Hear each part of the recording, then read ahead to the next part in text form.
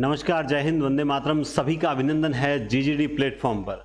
तो हमारा जो टॉपिक चल रहा है वो क्रिया चल रहा है और क्रिया की आज सेकंड क्लास है। उससे पहले बहुत से साथी हैं जो टेस्ट सीरीज का बोल रहे हैं, सर टेस्ट अभी तक एक भी नहीं आया।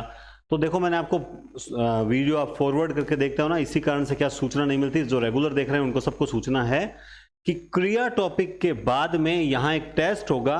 उसी समय आपके पूरे टेस्ट सीरीज का शेड्यूल मैं शो करूंगा इसी चैनल पर, इसी क्लास में। समझ गए आप बात? तो अभी सिर्फ आपको इसलिए टेस्ट सीरीज के लिए बोला ताकि आपके पास नोट्स पहुंच जाए, व्यवस्थित नोट्स आपके पास पहुंच गए होंगे। उसमें संधि के नोट्स नहीं है तो संधि के नोट्स, क्योंकि संधि पूरी यहाँ पे समझ के करेंगे तो इसलिए उसमें नोट्स, संधि टॉपिक नहीं है, बाकी सारे नोट्स हैं। इसके अलावा टेस्ट सीरीज आपको यहाँ पर बता देंगे, जो शेड्यूल बनाया हुआ है वर्ण संज्ञा सर्वनाम, फिर एक टेस्ट होगा वर्ण संज्ञा सर्वनाम का साथ में होगा। तो आप धीरज रखें, सारी सूचना आपको क्लास में मिलती रहेगी बराबर, और जो भी होगा बेस्ट होगा। धीरज रखिए, थोड़ा धैर्य रखिए, सही समय पर सही चीज मिलती रहेगी। आप तो टॉपिक को समझें। तो हमने पिछले टॉपिक में यह देखा था कि अकर्मक और सकर्मक क्रिया की पहचान की थी। आपको अकर्मक सकर्मक क्रिया की पहचान, ये जो पीछे लिखा हुआ देख रहे हो, इस टाइप से किताबों में मिलती है। लेकिन हमने जो तरीका अपनाया है, क्या लगाकर, जैसे मान लो इस वाक्य में अगर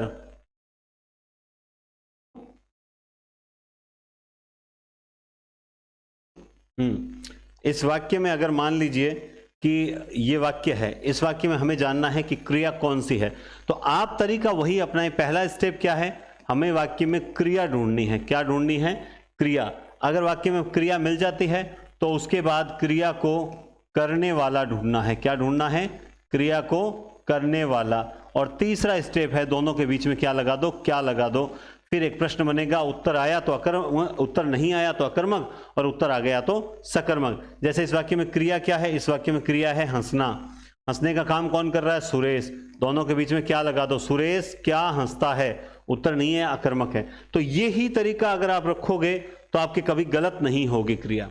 ठीक है। बाकी आप किताबों में पढ़ते ही हैं, क्या पढ़ते हैं किताबों में, कि जिस क्रिया का प्रभाव सीधे सीधे कर्ता पर पड़ता है। बिल्कुल, ये थ्योरी भी पढ़नी इसलिए जरूरी है क्योंकि लैंग्वेज वाले क्वेश्चन आते हैं, है ना। अब जैसे मैं पहले यहां बात करूं तो ये हम आज पढ़ रहे हैं कर्म के आधार पर क्रिया के भेद। अभी रीट मेंस में क्वेश्चन आया था जिसमें इस प्रकार का था कि रचना के आधार पर क्रिया के भेद अकर्मक और सकर्मक होते हैं, तो वो गलत ऑप्शन था, तो वो क्वेश्चन डिलीट ही होगा, वो क्वेश्चन डिलीट ही होगा। ये कर्म के आधार पर होते हैं। तो कर्म के आधार पर अकर्म और सकर्म, एक वो जिसमें कर्म नहीं होता, तो जिसमें कर्म नहीं होता वो अकर्मक क्रिया होती है, उसमें क्रिया का प्रभाव सीधा कर्ता पर पड़ता है। उसमें क्रिया का प्रभाव जो होता है वो कर्ता पर पड़ता है। जैसे यहाँ क्रिया क्या? हंसता, हंसने का प्रभाव किस पर है? सुरेश पर। यहाँ क्रिया क्या? चिल्लाना, चिल्लाने का प्रभाव किस पर है? मीना पर। यहाँ रो रहा, रोने का प्रभाव किस पर है? राजेश पर। यहाँ कूक रहा है, कूकने का प्रभाव किस पर है? कोयल पर। तो कुल मिला के जब क्रिया का प्रभाव कर्ता पर पड़ता है तो वहां अकर्मक क्रिया होती है। बहुत सिंपल सी बात है। तीनों उदाहरणों में हंसना, सोना, चिल्लाना, कूकना, ये सारी जो हैं क्रियाएं हैं और इनका प्रभाव सुरेश, मीना, राजेश, कोयल पर पड़ता है। ठीक है। अकर्मक क्रिया के 3 नहीं, आप 2 भेद याद रखेंगे। तो सर 2 भेद कौन कौन से होते हैं? एक भेद होता है जिसे बोलते हैं पूर्ण अकर्मक क्रिया। क्या बोलते हैं? पूर्ण अकर्मक क्रिया। और दूसरा भेद होता है अपूर्ण अकर्मक क्रिया। अपूर्ण अकर्मक क्रिया। तो पूर्ण अकर्मक और अपूर्ण अकर्मक। फिर पूर्ण अकर्मक का पहला भेद होता है कौन सा? स्थित्यर्थक, या इसे अवस्था बोधक पूर्ण अकर्मक क्रिया भी बोला जाता है। तो इसको याद कैसे करें, क्या है? चलिए देखो, जब कर्ता स्थिर अवस्था में हो, अभी हम लास्ट में प्रैक्टिस करेंगे कि आपको क्रिया कितनी समझ आई, अकर्मक सकर्मक आप निकालना सीखे या नहीं, तो उसके लिए क्लास देखें।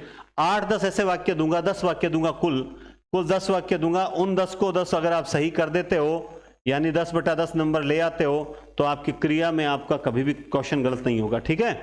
तो आप थोड़ी देर वेट कीजिए, फिर हम 10 वाक्य की प्रैक्टिस करेंगे। तो पूर्ण अकर्मक क्रिया, यह क्रिया स्थिर अवस्था में होती है तथा बिना पूरक या कर्म, मतलब पूरक का मतलब बिना कर्म के भी पूर्ण अर्थ देती है। जैसे मैंने कहा ईश्वर है, तो ये वाक्य अपने आप में पूर्ण अर्थ दे रहा है कि भाई ईश्वर है और वो संसार में हर जगह कण कण में व्याप्त है। श्याम सो रहा है, तो श्याम नाम का व्यक्ति है, वो क्या कर रहा है? सो रहा है। लेकिन आपको देखना पड़ेगा, ये क्या कह रहा है? क्रिया स्थिर अवस्था में है। किस अवस्था में है? स्थिर। यही तरीका है इसे याद करने का कि जब अकर्मक तो क्रिया है ही, स्थिर हो तो वहां स्थित्यर्थक या अवस्था बोधक क्रिया होती है। यहां पे क्रिया हिलती डुलती नहीं है। कैसे? ईश्वर है, होने का भाव है, बस हिलना डुलना नहीं है। शाम सो रहा है, सोते समय कौन हिलता है? सर मेरा भाई है, वो सोते समय हिलता बहुत ज्यादा है, हाथ पैर मारता है, वो उसकी निजी समस्या है, डॉक्टर को दिखाओ उसे। बाकी आदमी सामान्यतः सोते समय हिलता नहीं है। राजेश खड़ा है ना, तो व्यक्ति खड़ा है, बैठा है, लेटा है, ये जो स्थितियां होती है, ये स्थिति क्या होती है? स्थितियां होती है, बोलते ही हम स्थिति है इसको। तो इनमें हलचल नहीं होती है। वे रात भर जागते हैं, तो अब जागना मतलब मैं जाग रहा हूं अभी, तो इसमें किस चीज की हलचल है? जागने में कोई हलचल नहीं होती। तो जहां क्रिया स्थिर होती है वहां पर क्या होती है? स्थित्यर्थक क्रिया होती है। और दूसरा भेद होता है इसका गत्यर्थक। ये किसके भेद है? पूर्ण के। गत्यर्थक में क्या होती है? क्रिया जो होती है वो गतिमान होती है। क्रिया कैसी होती है? क्रिया गतिमान होती है। तो जब क्रिया गतिमान होती है, देखिए सोहन दिल्ली जा रहा था, जाने में गति हो रही नहीं, यहां से यहां तक चल रहा हूं तो ऑब्वियसली गति तो होगी। नदी बह रही है, क्या बहने में गति हो रही है कि नहीं हो रही? बोला सर हो रही है, बिल्कुल हो रही है। चिड़िया उड़ रही है, क्या उड़ने में गति हो रही है? बिल्कुल हो रही है। मोर नाच रहा है, क्या नाचने में गति हो रही है? बिल्कुल हो रही है। तो स्थिति में तो केवल मोर बैठा है, ये स्थिति है, मोर चल रहा है, ये गति है, बस। और है दोनों में अकर्मक क्रिया। कैसे? यह है उड़ना क्रिया, और उड़ने का काम कर रही है चिड़िया, बीच में लगा दो, क्या चिड़िया क्या उड़ रही है? उत्तर नहीं आएगा, तो अकर्मक। अब बोलोगे सर ये तो सिंपल देखने से ही पता चल रहा है, आप ये वाक्य क्यों बनवा रहे हो? मैं आपको बता दूं, कितना भी सिंपल वाक्य क्यों ना हो, आपको प्रश्न बनाना आता है ना तो ही क्रिया आती है, अदरवाइज आप क्रिया गलत कर बैठोगे। ठीक है। अब इसके बाद तीसरा भेद जो हम पढ़ेंगे, मैं आपको यहां इसलिए बता रहा हूं क्योंकि आगे अलग तरीके से लिखा हुआ है। अपूर्ण अकर्मक क्रिया होती है। कौन सी होती है? अपूर्ण अकर्मक क्रिया। बस इसमें एक चीज याद रखना, अपूर्ण अकर्मक में क्या याद रखनी है? इसमें इस प्रकार से वाक्य होते हैं, जैसे मोहन है, सोहन था, विकास, सोहन ना लिख दिया, ठीक है, सोहन था, विकास निकला, है ना। इस तरह से वाक्य होते हैं। खास बात ध्यान रखें, अब ये वाक्य आपको अधूरे लग रहे हैं ना, मोहन है क्या है? तो सर अधूरा कैसे है? वो ईश्वर है, वो भी तो पूरा था। वो तो ईश्वर है, वो संसार में सब जगह है, वो पूरा वाक्य है। लेकिन मोहन है, मोहन क्या है? अब आपके दिमाग में आएगा कि सर मोहन जो है, मोहन डॉक्टर है क्या? मोहन अध्यापक है क्या? मोहन जो है वो मोहन अच्छा है क्या? ये सारी चीजें। सोहन था, सोहन क्या था? सोहन बदमाश था क्या? सोहन ईमानदार था क्या? सोहन जो है वो चालाक था क्या? है ना। इसी तरह पड़ोसी निकला, पड़ोसी क्या निकला? घर से निकला, या फिर पड़ोसी चालाक निकला, या पड़ोसी धूर्त निकला, या पड़ोसी अच्छा निकला। अब आप नोटिस करें, यानी इस वाक्य में कुछ ना कुछ अधूरापन होगा, कुछ कमी होगी, और पूरक शब्द ऐड करते ही वाक्य हो जाएगा पूर्ण। लेकिन परीक्षा में सर हमें कैसे पूछेंगे? आपको परीक्षा में पूछने कैसे पूछेंगे वो तो बताऊंगा, लेकिन अभी यहां दो तीन चीजें और समझने लायक है, क्योंकि यहां मैं 100% जानता हूं कि ये चीज हर किसी की जल्दी समझ नहीं आती है। अब आप देखो, पहली बात तो ध्यान रखना, अपूर्ण अकर्मक क्रिया में लास्ट में है, था और निकला, मोस्टली बल्कि 99% आपको ये तीन क्रिया दिखाई देगी। क्या दिखाई देगी? है, था और निकला, पहली बात। अब दूसरी बात, एक चीज और याद रखना। दूसरी बात क्या चीज याद रखना? अपूर्ण अकर्मक में हमेशा कर्ता से संबंधित किसी शब्द की कमी रहती है। किससे संबंधित शब्द की कमी रहती है? कर्ता से संबंधित किसी शब्द की कमी रहती है। सर आप कमी क्यों बता रहे हो? बताता हूं। ये जो डॉक्टर है, ये अध्यापक है, ये अच्छा, ये कौन है? आप कहोगे सर मोहन। ये बदमाश है, ये ईमानदार है, ये चालाक है, ये कौन है? आप कहोगे सर सोहन। ये जो विकास है वो चालाक निकला, धूर्त निकला, अच्छा निकला, ये कौन निकला? ये विकास। तो कर्ता से संबंधित किसी शब्द की हमेशा क्या रहती है? इसमें जरूरत रहती है, वही वाक्य को पूर्ण बनाता है। तो एक तो ये बात बता दी। दूसरी मैंने आपको ये बताई कि इसमें अंत में क्रिया है, था और निकला होती है। दो बातें बता दी। सर अब हमें बताओ पेपर में कैसे पूछा जाएगा, लेकिन उससे पहले आप समझें। अब देखिए, इन क्रियाओं में किसी कर्म की आवश्यकता नहीं रहती, और यह है मेन फैक्ट। कर्ता से संबंधित किसी शब्द की क्या रहती है? कमी रहती है। चलिए देखते हैं। आप इस चीज को यूं समझिए, आप इस चीज को यूं समझिए, देखो ये चोर, बेईमान, होशियार, ईमानदार, ये हैं सारे के सारे वो शब्द। अब मोहन निकला, अब मोहन चोर निकला, ये चोर कौन है? आप कहोगे सर मोहन। ये बेईमान कौन है? मोहन। होशियार कौन है? मोहन। ईमानदार कौन है? मोहन। यानी कर्ता से संबंधित शब्द की कमी रहती है। पहली बात सुनना, यहां पे देखिए स्वस्थ, बुरा, अच्छा और ये, तो अब ये स्वस्थ कौन है? राम। बुरा कौन है? राम। अच्छा कौन है? राम। तो फिर यहां पर क्या चीज नोटिस किया आपने कि ये जो शब्द हैं ये किसके लिए आएंगे? राम के लिए। अच्छा, ये सारी चीजें, एक चीज और नोट करना, ये जो ब्रैकेट में मैंने बनाया स्वस्थ, बुरा, अच्छा, चोर, बेईमान, होशियार, ये सभी क्या हैं? विशेषण है। ये सभी क्या है? विशेषण है। और ये विशेषण किससे संबंधित होता है? कर्ता से संबंधित यहां पर है। आप देख सकते हैं इसमें कर्ता का गुण, अवगुण, स्थिति एक साथ आए तो अपूर्ण अकर्मक है। कर्ता के साथ उसका विशेषण अवश्य मिलेगा। अपूर्ण अकर्मक की यह पहचान है कि कर्ता के साथ क्या मिलेगा? उसका विशेषण अवश्य मिलेगा।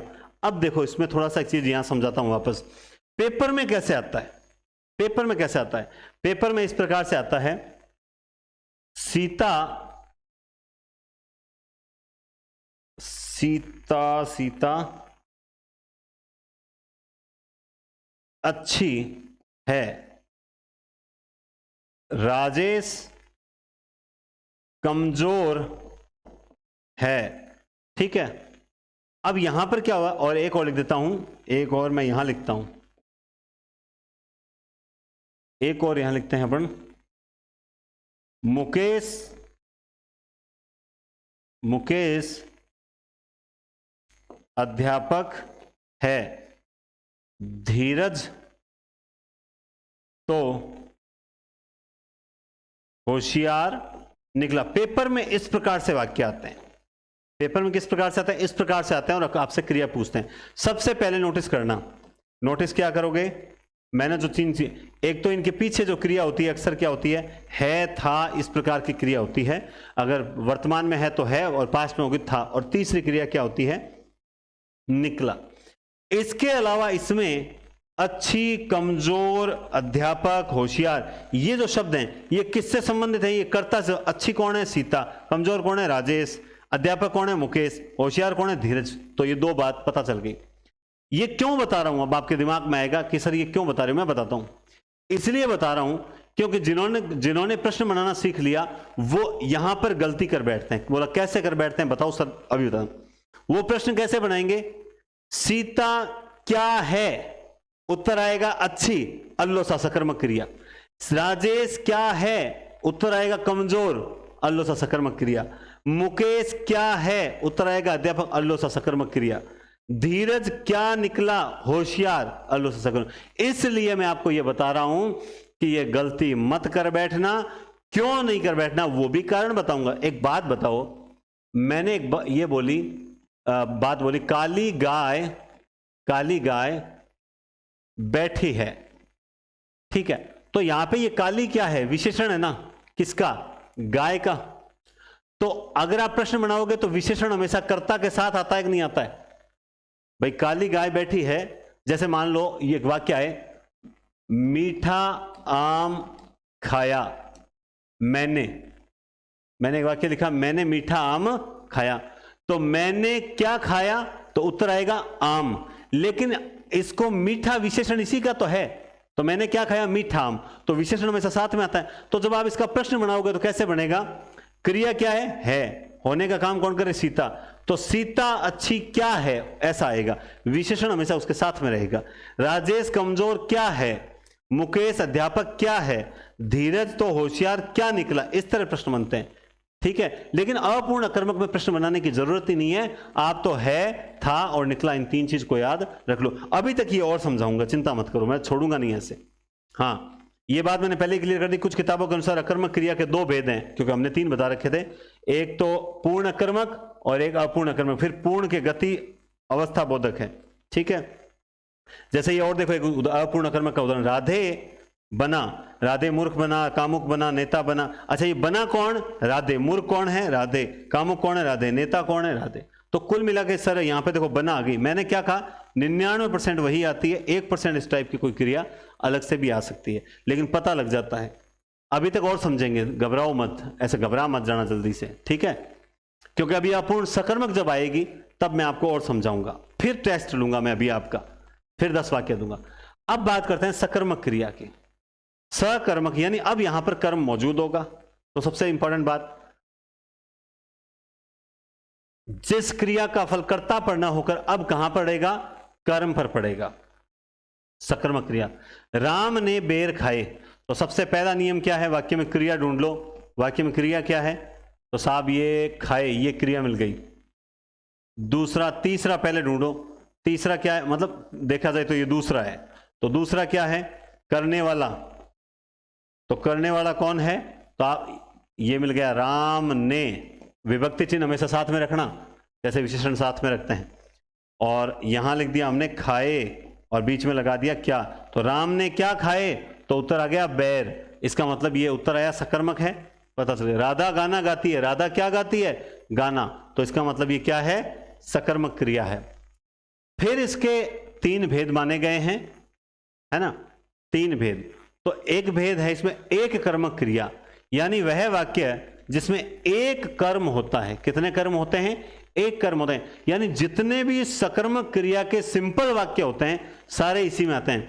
जैसे कैलाश फल खाता है, तो इसमें क्रिया क्या है? खाता है, ये रही क्रिया। और ये क्या है? कर्ता, ये रहा एक कर्ता। तो बीच में लगा दो क्या, तो कैलाश क्या खाता है? उत्तर आ जाएगा फल, एक कर्म। सुनीता ने क्या गाया? तो उत्तर आ जाएगा गाना। तो कुल मिला के एक कर्म क्रिया सिंपल होती है, जहां पर क्या होता है? एक कर्म होता है। बहुत ही सिंपल है, कोई दिक्कत वाली बात नहीं है। फिर आती है द्विकर्म क्रिया। अब यहां समझने लायक बात है, तो जहां हमें रुकना पड़ता है ना, वहां रुकते हैं। फालतू एक कर्मक में टाइम वेस्ट करने से, 5 वाक्य बताने से कोई मतलब नहीं है। अब यहां हम समझेंगे, यहां कर्ता तो एक ही होता है, मगर वाक्य में कर्म क्या होते हैं? 2 होते हैं। ये अब समझने लायक बात है। सबसे पहले आप इस चीज को समझना, ये मत पढ़ना, एक बार ये मत पढ़ना, यहां आ जाओ। राम ने उसे पेन दिया, और एक है राधा ने रोहित को पुस्तक दी। 2 वाक्य मैंने यहां लिख रखे हैं, आप समझना इसे।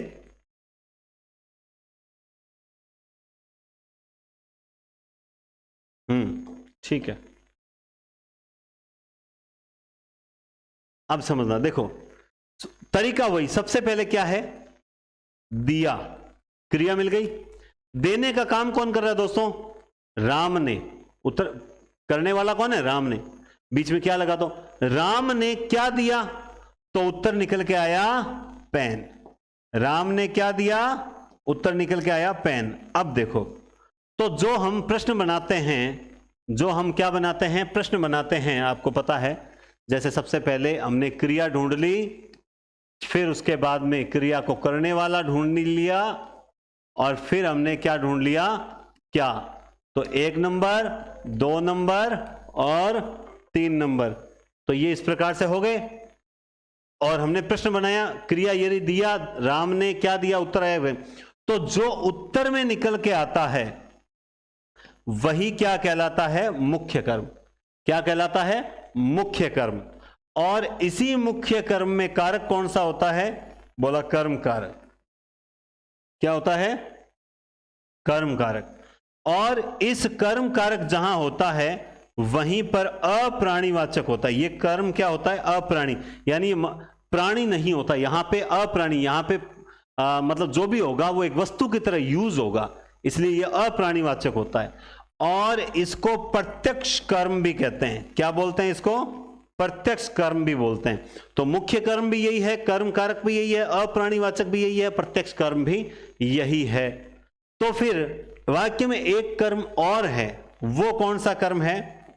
वो कर्म कौन सा है? देखो आप, ये रहा, राम ने उसको पेंसिल दी या उसको पेन दिया। तो ये तो उसको को मिला के उसे किया हुआ है। तो वाक्य में एक कर्म ये रहा, यहां पर भी एक कर्म है। तो ये कर्म कौन सा है? तो वाक्य में जो, अच्छा एक चीज और सोचना, जो क्रिया के नजदीक होता है वो मुख्य कर्म होता है, और जो कर्ता के नजदीक होता है वो गौण कर्म होता है। तो ये कौन सा कर्म है? ये गौण कर्म है। कौन सा कर्म है? गौण कर्म।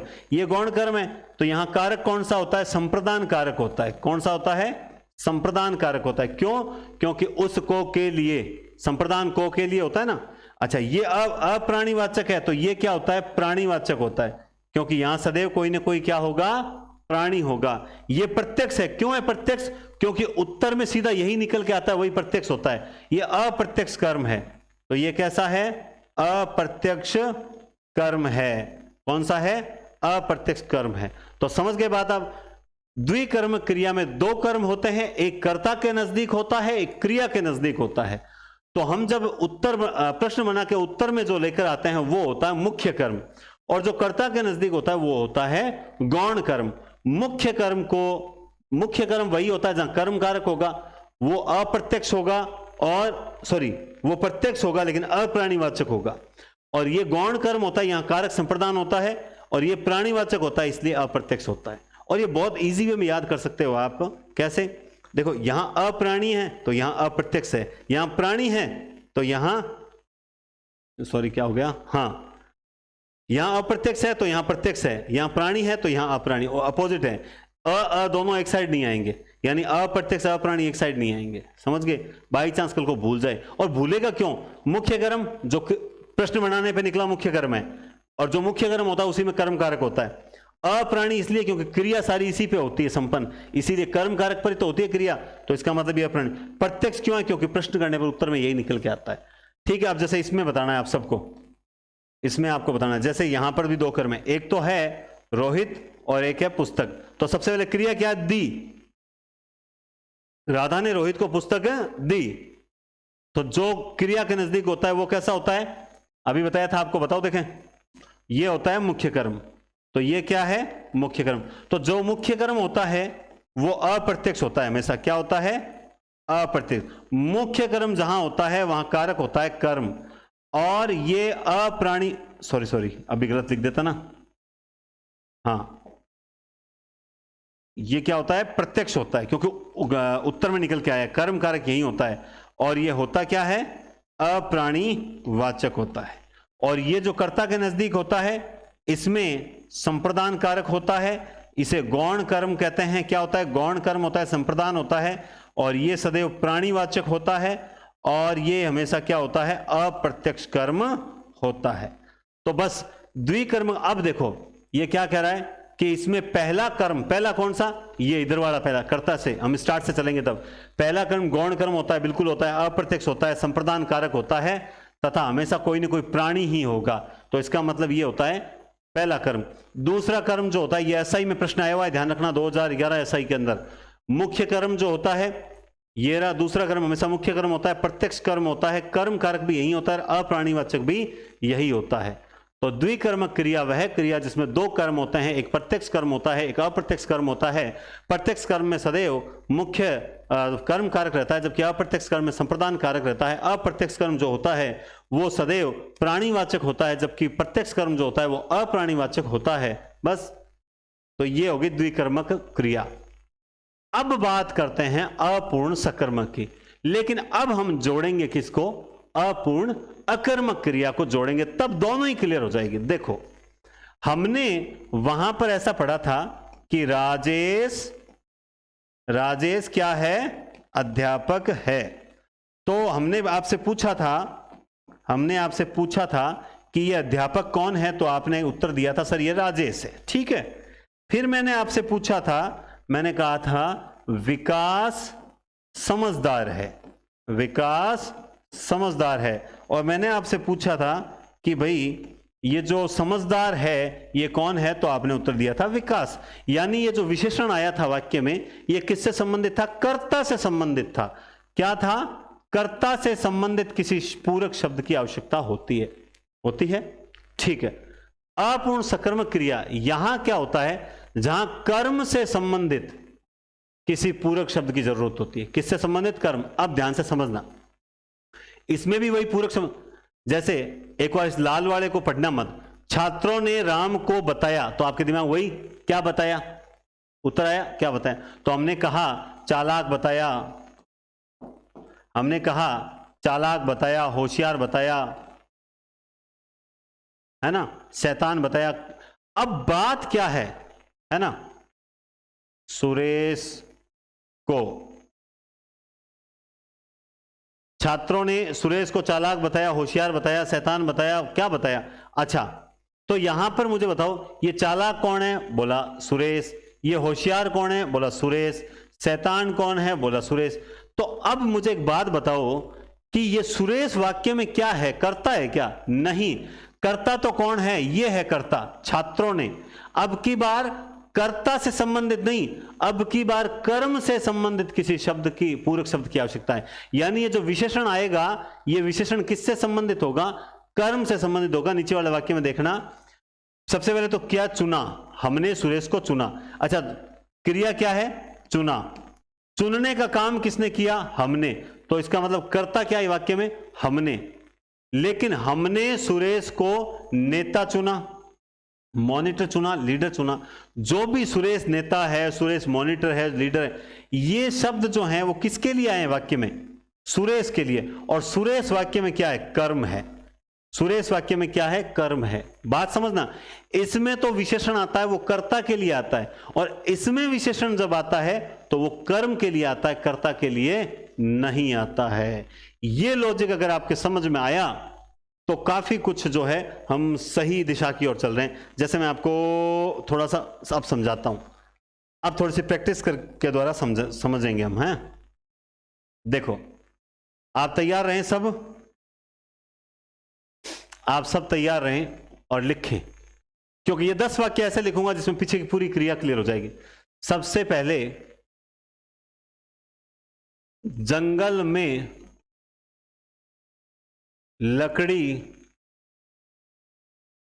काटी जा रही है, पहला वाक्य। दूसरा वाक्य मैंने लिखा कि वह अपना सिर खुजलाता है।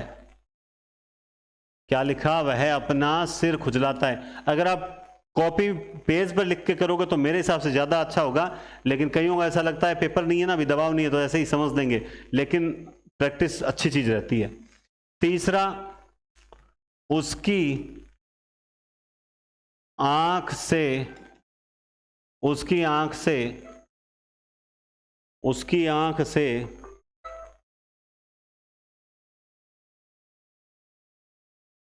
वह अपना सिर,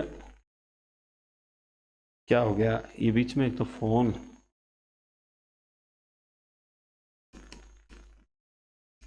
वह अपना सिर खुजलाता है, उसकी आंख से आंसू, उसकी आंख से आंसू निकला। एक सेकंड, थोड़ा सा डिस्टर्बेंस।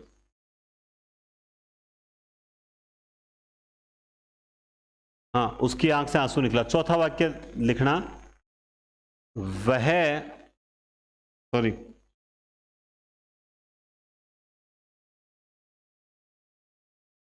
उसका सिर खुजलाता है। पांचवा वाक्य लिखना, मेले में खिलौने देखकर बच्चों का मन ललचाता है। ठीक है। छठे में लिखेंगे, कुर्सी पर कौन बैठा है। सातवां लिखेंगे, जनता ने, जनता ने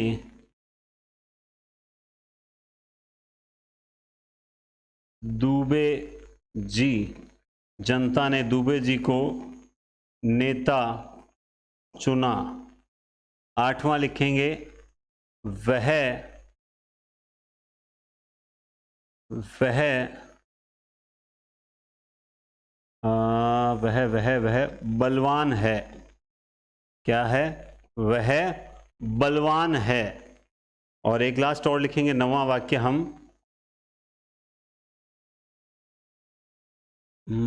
शादी में शादी में खूब पैसा बहाया गया। ये 10 वाक्य आपको फटाफट करने हैं। हाँ, इन 10 वाक्यों को आपको बताना, जहां तक आप साथ साथ बता चुके होंगे, लिख चुके होंगे। तो अगर आप अपनी होशियारी लगा चुके हो, है ना, इस बात को समझना मेरी। आप होशियारी का मतलब क्या हुआ? आपने डायरेक्ट करने का प्रयास किया है तो एक आध आप गलत कर बैठे हो।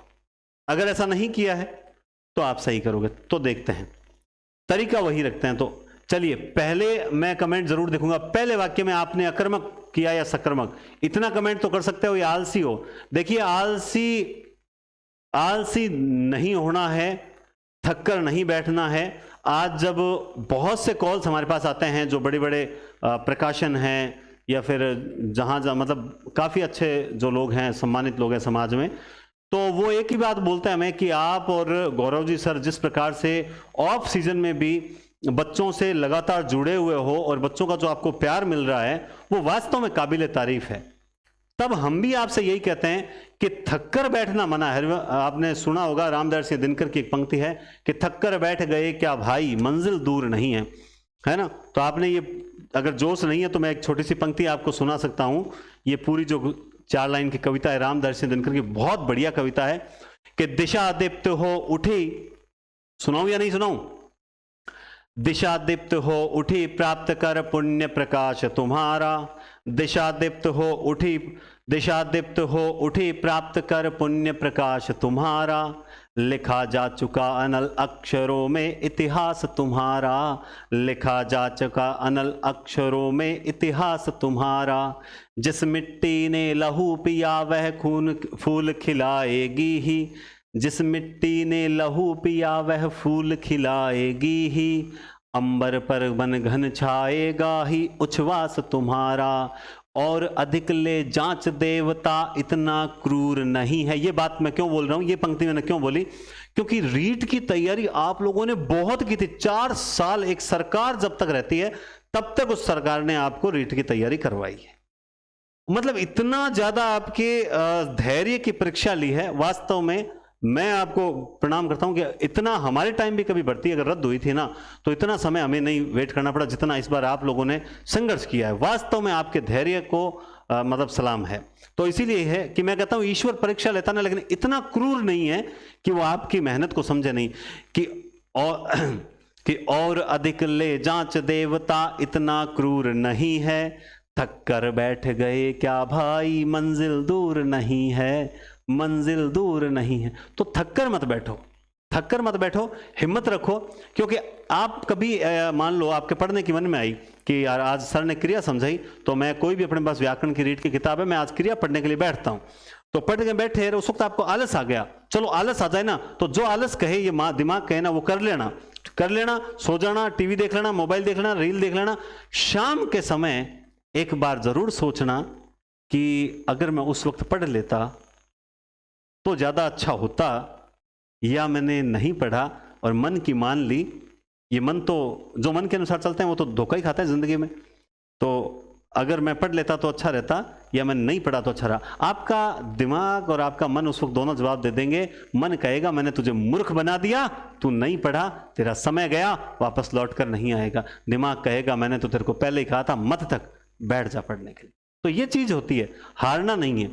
तो और थोड़ा सा कमेंट जो है ना, जहां जरूरत हो वहां जरूर करें। बाकी मैं देखो पूरी कंटिन्यू तो नहीं देख पाता हूं, कुछ कमेंट देता हूं। कुछ तो क्या है, गांव की रिश्तेदारी निकालते हैं कमेंट में, आप कहाँ के और ये कहाँ के हो, तो यूं देख के मैं तो चला जाता हूं कमेंट्स, ठीक है।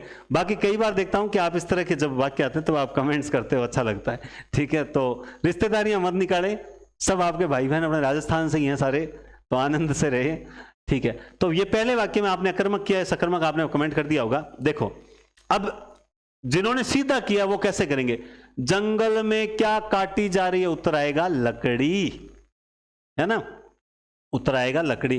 तो क्या ये प्रश्न सही है या नहीं, वो हम बाद में देखेंगे। अभी देखो सबसे पहले क्रिया क्या है, काटी जा रही है, ठीक है। काटने का काम कौन कर रहा है? मौजूद ही नहीं है, यानी वाक्य में करता है ही नहीं। तो जिन्होंने जंगल में बनाया वो तो गलत बनाया था, है ना। तो सीधा होगा क्या काटी जा रही है। अब अगर आपको कर्ता मौजूद नहीं है वाक्य में तो सीधा छोड़ दो, कर्ता को रहने दो, सीधा क्या लगा दो, क्या काटी जा रही है, उत्तर आया लकड़ी, उत्तर आ गया लकड़ी, इसका मतलब सकर्मक क्रिया। अच्छा, एक चीज मैं आपको रामबाण देने जा रहा हूं, और ये रामबाण औषधि मिलने के बाद आप अमर हो जाओगे इतिहास में। कैसे? आप बाई चांस आपने गलत प्रश्न बना लिया, देखना यहां पर राजेश, सॉरी,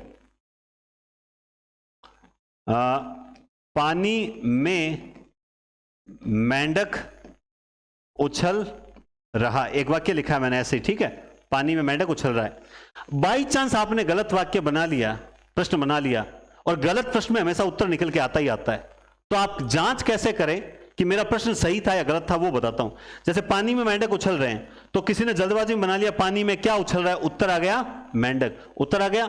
अब एक काम करो, जो उत्तर निकल के आया है, जो उत्तर निकल के आया है, उस उत्तर के साथ को लगा के चेक कर लो। अगर वाक्य में वो सेट बैठ रहा है, इसका मतलब आपका प्रश्न सही था, सेट नहीं बैठा इसका मतलब प्रश्न गलत था। तो पानी में क्या उछल रहा है, उत्तर आया मेंढक, तो को लगा के चेक करो, पानी में मेंढक को उछल रहा है, सेट नहीं बैठा, सेट नहीं बैठा मतलब प्रश्न गलत था, बिल्कुल था। तो प्रश्न सही क्या होगा, क्रिया क्या है, उछल रहा है, क्रिया क्या उछल रहा है, उछलने का काम कौन कर रहा है, मेंढक, बीच में लगा दो क्या, तो मेंढक क्या उछल रहा है, उत्तर नहीं आएगा, इस वाक्य में अकर्मक क्रिया है। तो जिन्होंने प्रश्न बनाया पानी में क्या उछल रहा है, उनके तो उत्तर आएगा, और अपने उत्तर नहीं आएगा। क्यों नहीं आएगा, क्योंकि प्रश्न गलत। तो आप याद रखें, जब भी कोई प्रश्न का उत्तर निकल के आए तो उसके साथ को लगा के चेक कर लो। मैंने एक बार ऑफलाइन क्लास बीकानेर में चलती है, और बीकानेर की अच्छी क्लासेस में से एक है, तो उस क्लास में मैं पढ़ा रहा था, लगभग 180 स्टूडेंट के करीब बैठे थे। तब जब मैंने ये चीज बताई, तो क्योंकि वहां सारे विद्वान बैठे थे, इसमें कोई संदेह नहीं, और वो सारे काफी ऑलमोस्ट सिलेक्टेड हैं आज वर्तमान में, तब उन्होंने कहा सर ये चीज आपने जो बताई है ना, अब हम जिंदगी में क्रिया गलत नहीं करेंगे। अब देखना, तो जंगल में लकड़ी काटी जा रही है, तो हमने बनाया क्या काटी जा रही है, उत्तर आया लकड़ी, को लगा के चेक करो, लकड़ी को काटा जा रहा है, हाँ सही, को सेट बैठ गया ना, क्योंकि हमने प्रश्न ही सही बनाया था। अब ये वाक्य देखिए, वह अपना सिर खुजलाता है, क्रिया क्या है, खुजलाता है, खुजलाने का काम कौन कर रहा है, वह क्या खुजलाता है, सिर, चलो को लगा के चेक करो, वह सिर को खुजलाता है, अरे हाँ सकर्मक, तो इसमें भी सकर्मक आ गई, और इसमें भी क्या आ गई, सकर्मक आ गई। चलिए, उसकी आंख से आंसू निकला। अब जिन्होंने सीधा प्रश्न बनाया सुनते जाना, उसकी आंख से क्या निकला, उत्तर आया आंसू, चलो चेक करो, उसकी आंख से आंसू को निकला, सेट नहीं बैठा ना, क्योंकि प्रश्न गलत बनाया था, तो प्रश्न कैसे बनेगा, क्रिया क्या है, निकला, और निकलने का काम कौन कर रहा है, तो उत्तर आएगा आंसू, उत्तर आए, सॉरी, निकलने का काम कौन कर रहा है, तो कर्ता क्या आएगा, आंसू। अब क्या लगाओ, आंसू क्या निकला, उत्तर नहीं आएगा, तो इसमें क्रिया होगी अकर्मक। अब इस वाक्य में जिसने सकर्मक किया वो बिल्कुल गलत है, क्यों, क्योंकि उन्होंने सोचा कि उसकी आंख से क्या निकला, अरे ये से आ गया, ये तो साधन है, ये साधन है, यहां अधिकरण कारक था, ये आता ही नहीं है। हमेशा प्रश्न में जो करने वाला होता है वो कौन होता है, यहां जो आता है वो कर्ता होता है। तो आप एकदम जो मन में आए वो क्यों बना लेते हो, सीधा क्या है, क्रिया, क्रिया को करने वाला आंसू। भाई निकलने का काम कौन कर रहा है, जैसे मान लो मोहन निकला, घर से मोहन निकला, तो मोहन क्या निकला यही बनेगा, या घर से क्या निकला, ऐसे थोड़ी बनेगा, तो इसमें अकर्मक क्रिया। अब फिर देखना वाक्य, क्रिया क्या है, अल्लाह ये रबड़ और चल गया, वास्तव टाबर आनी जद मेले में खिलौने देख कर, हाँ, उसका सिर खुजलाता है, उसका सिर खुजलाता है। अब क्रिया क्या है, यहां खुजलाना है, और खुजलाने का काम कौन कर रहा है, तब आप कहोगे सर उसका, तो फिर प्रश्न बनेगा उसका क्या खुजलाता है, तो उत्तर आएगा सिर, और आप कर दोगे सकर्मक, गलत है। ये देखिए यहां एक वाक्य आया, खुजलाता है, खुजलाने का काम कौन कर रहा है, वह, तो वह क्या खुजलाता है, सिर, तो सिर को खुजलाता, सही था। अगर जिसने यूं प्रश्न बना लिया उसका क्या खुजलाता है, तो उत्तर आएगा सिर, को लगा के चेक करो, उसका सिर को खुजलाता है, सेट नहीं बैठा ना, क्यों नहीं बैठा बताता हूं। मुझे एक बात बताओ, एक तो खुजली करना और एक खुजली होना, दोनों में अंतर है कि नहीं है, एक तो खुजली हो रही है और एक खुजली कर रहा हूं, दोनों में सेम वही अंतर यहां पर है। अब बोलोगे सर आप ये वाक्य मैं सही समझाऊं, हाँ ये दिमाग में आएगा मुझे पता है, तो मैं इसको सही समझाऊंगा, इसको मैं सही ही समझाऊंगा, टेंशन मत लो।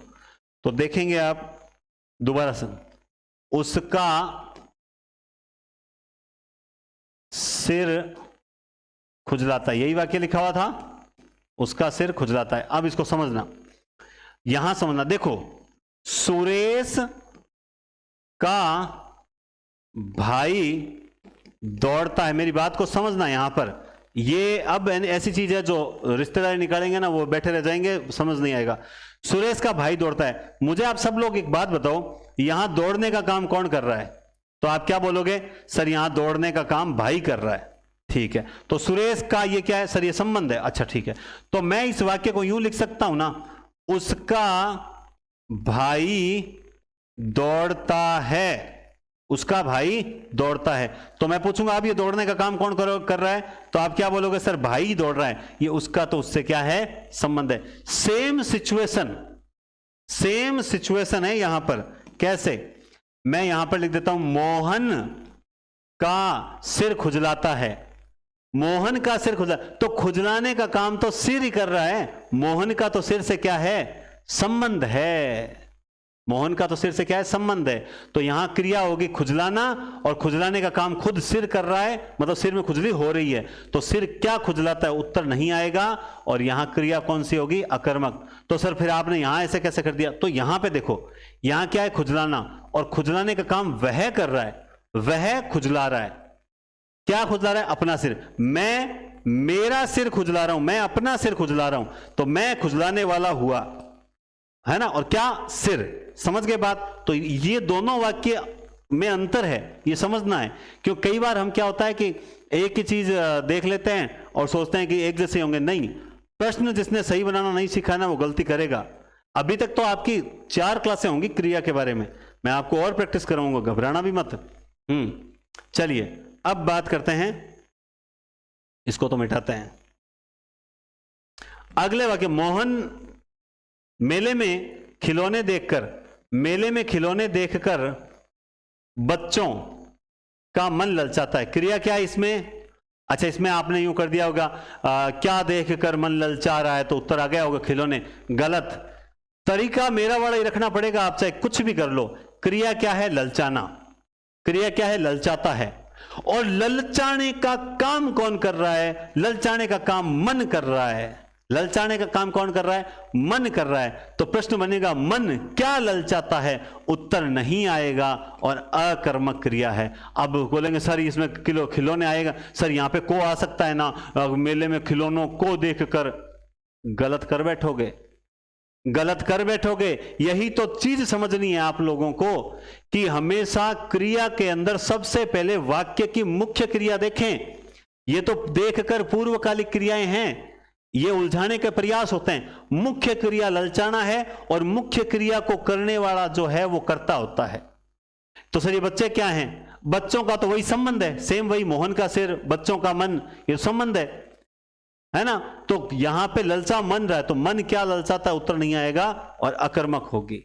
आनंद आया कि नहीं आया? यही तो तरीका है। आइए, कुर्सी पर कौन बैठा है?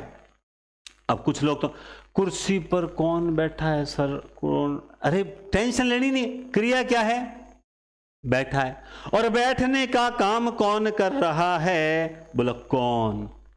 ये रहा। ये क्या है? ये कुर्सी पर तो अधिकरण कारक है भाई मेरे। कुर्सी पर तो कौन मतलब कुर्सी पर मोहन बैठा है, सुरेश बैठा है, मतलब कोई बैठा तो है ना कुर्सी पर। तो वही वाक्य का क्या है? करता है। जैसे मुझे बताओ सर ये ऐसे कैसे समझा रहे हो आप? चलो ठीक है, इस वाक्य में आपसे अगर मैं पूछूं कि वाक्य में कर्ता कौन है, तो आप क्या बोलोगे? कौन करता है? सर ये तो प्रश्नवाचक सर्वनाम है ना। अरे यार, तो सर्वनाम कहां आते हैं? सर्वनाम संज्ञा के स्थान पे आते हैं, और सर्वनाम कभी कर्ता होता नहीं है क्या? ये लो, वह आया है, वह आया, तो ये लो, ये हो गया।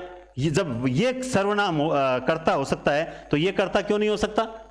यही तो बात है, हम व्याकरण को सिर्फ किताबों में लिखा हुआ उतना ही पढ़ के छोड़ देते हैं। अक्सर मैंने नोटिस किया है, मैं कोई अपनी विद्वता नहीं झाड़ रहा, मैं कभी विद्वान बनाता भी नहीं हूं, लेकिन अक्सर मैंने नोटिस किया है कि जब मैं इस टाइप की क्रिटिकल मतलब थोड़ी टिपिकल चीजें लेकर आता हूं ना, तब कुछ बोलते हैं ऐसा थोड़ी होता है, ऐसा हमने आज तक नहीं पढ़ा, वैसा नहीं पढ़ा।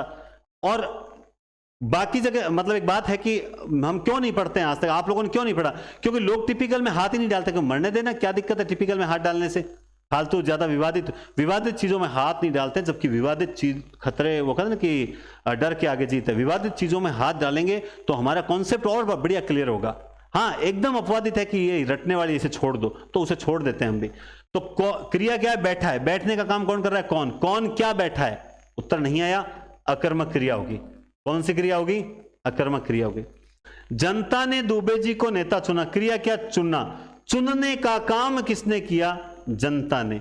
अच्छा, जनता ने क्या चुना, नेता, किसको चुना, दुबे जी। तो ये अब क्या हो गया, अपूर्ण सकर्मक क्रिया हो गई, क्योंकि ये नेता कौन है, दुबे जी है, कर्ता से संबंधित नहीं, कर्म से संबंधित कोई विशेषण आया है तो वहां अपूर्ण सकर्मक क्रिया होती है।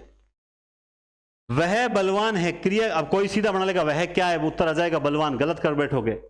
तो वह बलवान क्या है, यह प्रश्न बनेगा, उत्तर नहीं आएगा। बलवान कौन है, वह कर्ता, अपूर्ण अकर्मक क्रिया है। क्या है, अपूर्ण अकर्मक क्रिया है। शादी में खूब पैसा बहाया गया, ये लो मैं तो आज बहा ही दूंगा, बहाया गया, शादी में खूब पैसा बहाया गया, क्रिया क्या है, बहाया गया। बहाने का काम किसने किया, मौजूद ही नहीं है। जैसे शर्मा जी द्वारा शादी में खूब पैसा बहाया गया, तो यहां शर्मा जी मौजूद ही नहीं है। तो मौजूद नहीं है तो ठीक है, अपने को भी करने वाला नहीं ढूंढना, सीधा लगा दो, क्या बहाया गया। अब कुछ लोग क्या करें, शादी में क्या बहाएगा, अरे तुझे मतलब नहीं है शादी में वादी में, क्योंकि ये अधिकरण कारक है, तुझे सिर्फ कर्ता से मतलब है। अगर कर्ता कारक मौजूद नहीं है तो छोड़ दे, सीधा क्या लगा दे, क्या बहाया गया, उत्तर आया पैसा। रुको, अभी तो रुको, है ना, वो एक आता ना, अभी तो रुको, अभी तो देख, वो बात है। तो क्या बहाया गया, उत्तर पैसा। अब को लगा के चेक करो, पैसे को बहाया गया, सेट बैठ गया। क्यों, क्योंकि हमने प्रश्न ही सही बनाया था। तो जब हमने प्रश्न सही बनाया था तो फिर ऑब्वियसली उत्तर भी सही आया। तो यहां पे कौन सी क्रिया हो गई, यहां सकर्मक क्रिया हो गई। यहां कौन सी क्रिया हो गई, सकर्मक क्रिया हो गई। तो उम्मीद करता हूं कुछ हद तक आपको थोड़ा 70% समझ आया होगा, कुछ 10% उलझन रही होगी, कोई बात नहीं है। नेक्स्ट क्लास में फिर से हम जो है वो ये समझेंगे कि किस प्रकार से जो है वो अपने मतलब 10 वाक्य और देंगे, थोड़ा और समझेंगे, 2-2 चर्चा करके समझेंगे। अगली क्लास में 5 एक बार देंगे, 5 एक बार देंगे। कुल मिला के मैं आपको एकदम जितना मुझे आता है ना उससे ज्यादा ही समझा के जाऊंगा, यूं मान लो, ठीक है। लेकिन थोड़ा सा एकाग्र होकर देखना पड़ेगा। ये जो वाक्य हैं ये आपने कॉपी में उतारे होंगे, इनको वापस साफ सुथरा लिखकर फिर धीरे धीरे समझना पड़ेगा कि सर ने पहले ऊपर सूत्र भी लिख ले में, पहले सूत्र की सर ने पहले क्रिया, ये क्रिया करने वाला, ये उत्तर है, अच्छा है। इन 10 की भी अगर आप 3 बार प्रैक्टिस कर लेते हो ना तो भी आपकी क्रिया काफी क्लियर हो जाएगी। और मैं तो अभी अब तक आपको खूब प्रैक्टिस करवाऊंगा, क्रिया टॉपिक के बाद टेस्ट लूंगा तब होगा। और जो हिंदी पॉइंट एप्लीकेशन पर जो टेस्ट होने जा रहे हैं, स्टार्ट होने वाले हैं, उसका शेड्यूल मैंने तैयार कर लिया है। हो सकता है मैं नेक्स्ट क्लास में बता दूं, जरूर बता दूंगा, आप धीरज रखिए। ऐप के अंदर अभी टेस्ट स्टार्ट नहीं हुआ, सिर्फ और सिर्फ जो है नोट्स अवेलेबल करवाए हैं आप लोगों को, नोट्स का प्रिंट आउट निकलवा सकते हैं। टेस्ट अभी लगभग होंगे 1 तारीख के बाद स्टार्ट होंगे, पहला टेस्ट 1 तारीख के बाद होगा ऐप पर, और आपके यहां तो क्रिया के जस्ट बाद में टेस्ट करवा दूंगा, ठीक है। तो उम्मीद करता हूं आपको काफी अच्छी लगी होगी क्लास और समझ आ रहा होगा, और ये कारवां इसी तरह बढ़ता जाए। और इस वीक में हम क्रिया कंप्लीट कर लेंगे और एक टेस्ट ले लेंगे बहुत जबरदस्त, ठीक है। बहुत बहुत धन्यवाद, टेक केयर, शुभ दिन।